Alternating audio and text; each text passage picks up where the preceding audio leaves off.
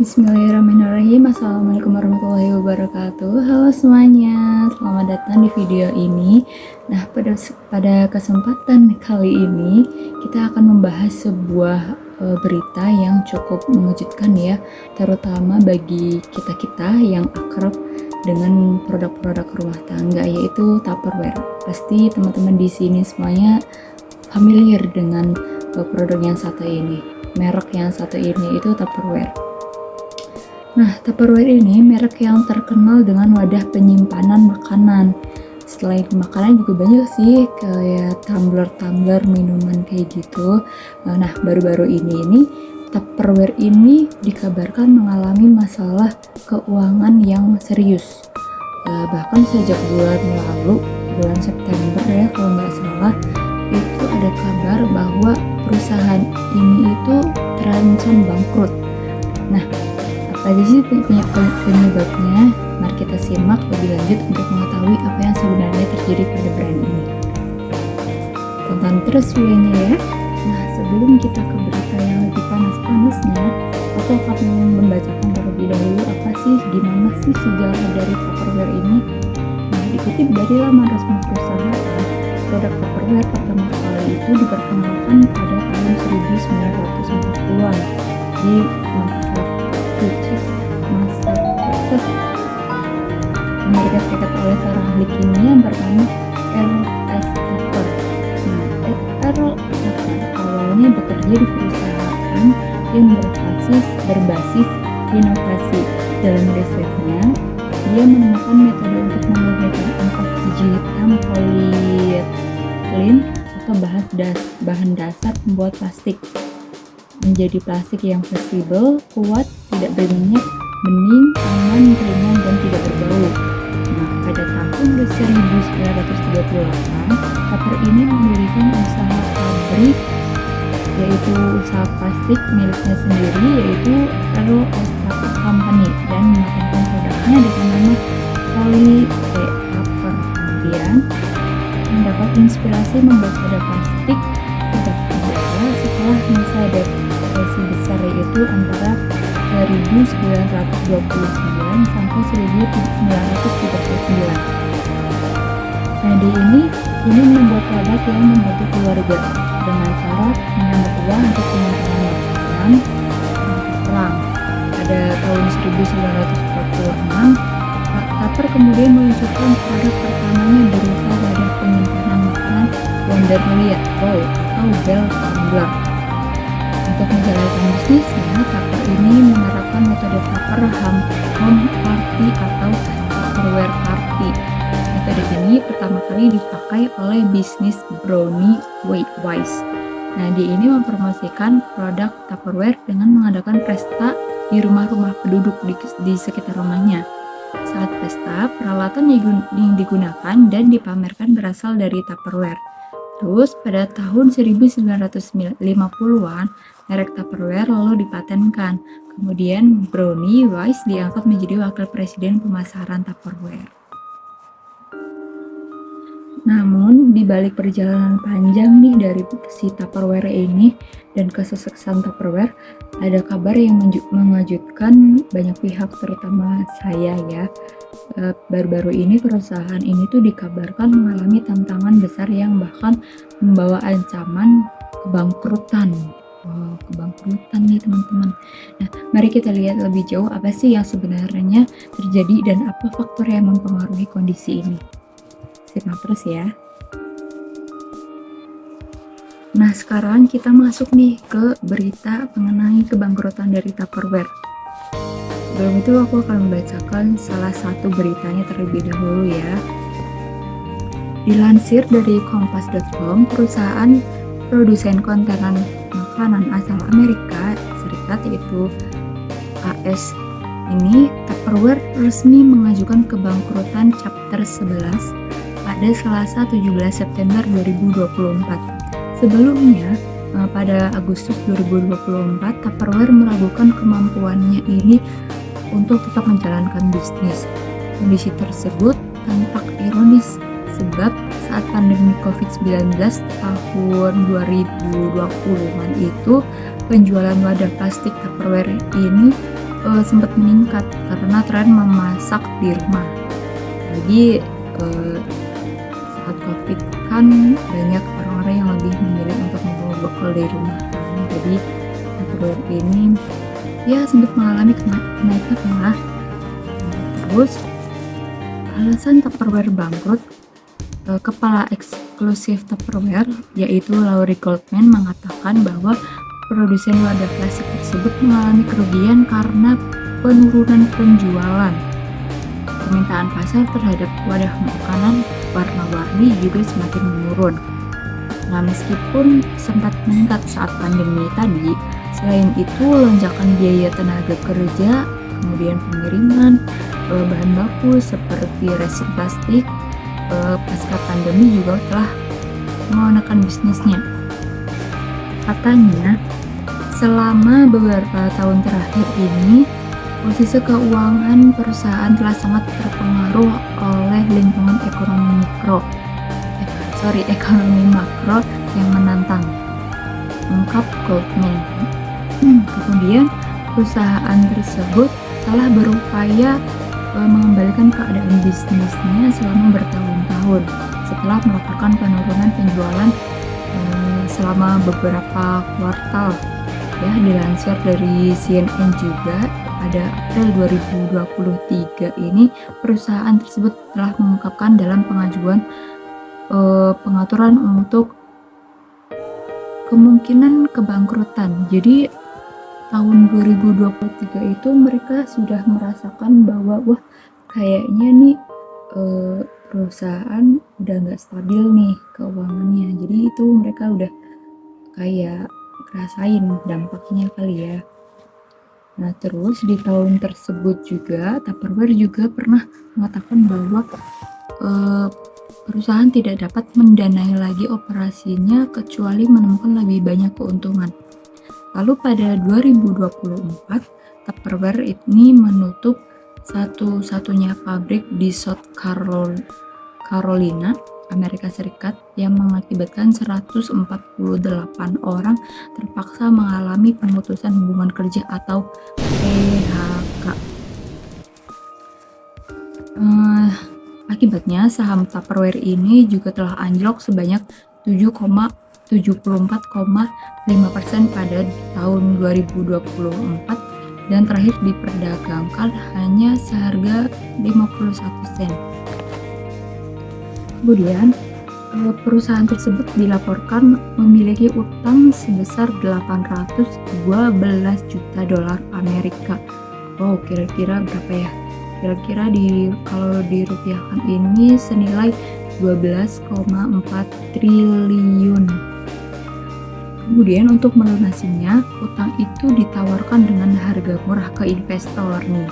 Para investor ini akan menyita aset Tupperware sebagai ganti pinjaman. Untuk menjaga kekayaan intelektual mereka, Tupperware ini mengajukan perlindungan kebangkrutan. Dalam kebangkrutannya, Tupperware melaporkan total utang lebih dari 1,2 miliar US dollar dan aset senilai 679,5 juta dolar. Banyak banget dong, ya nggak sih?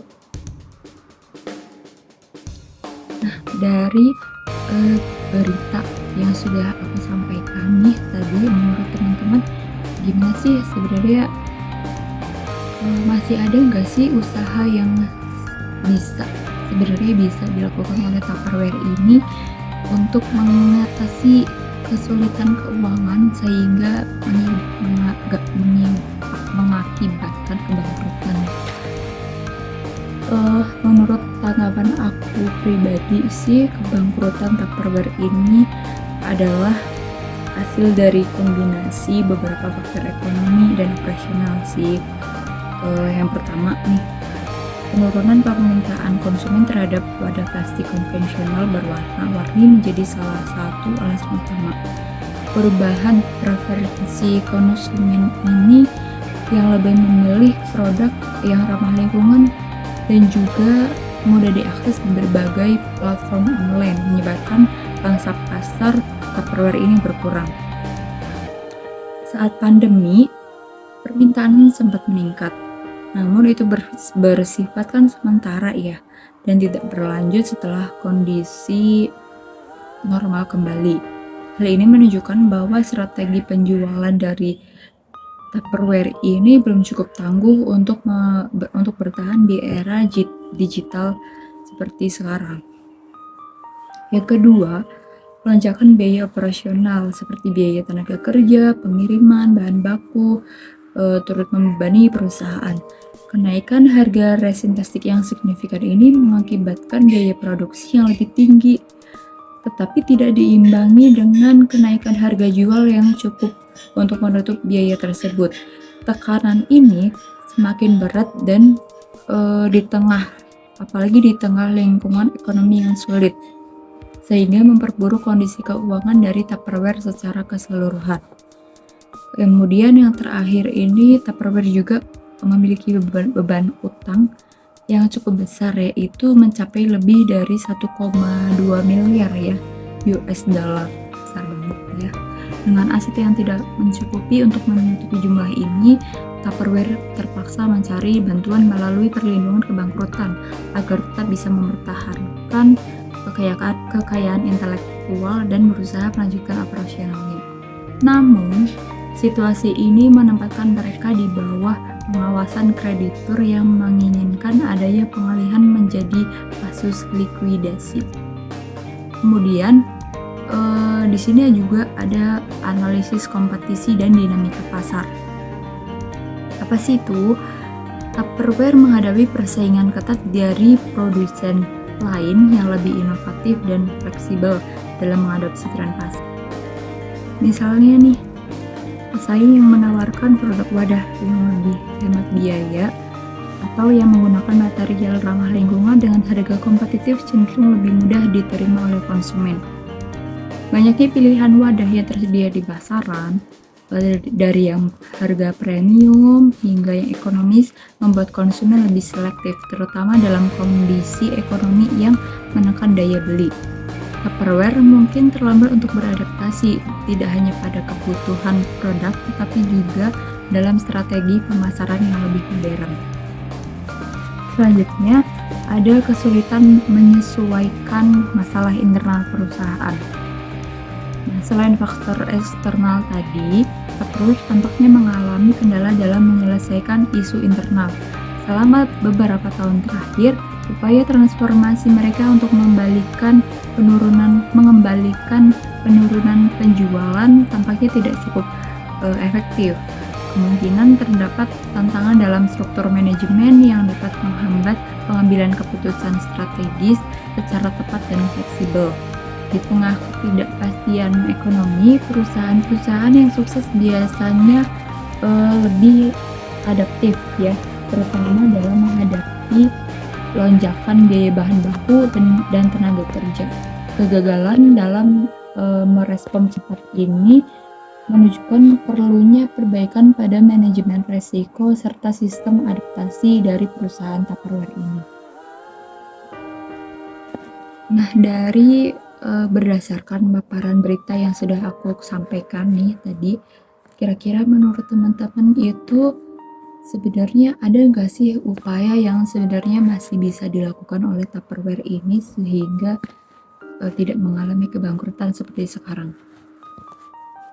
Kalau menurut dari pandangan aku ya, sebenarnya kalau untuk masalah keuangan memang berat ya teman-teman.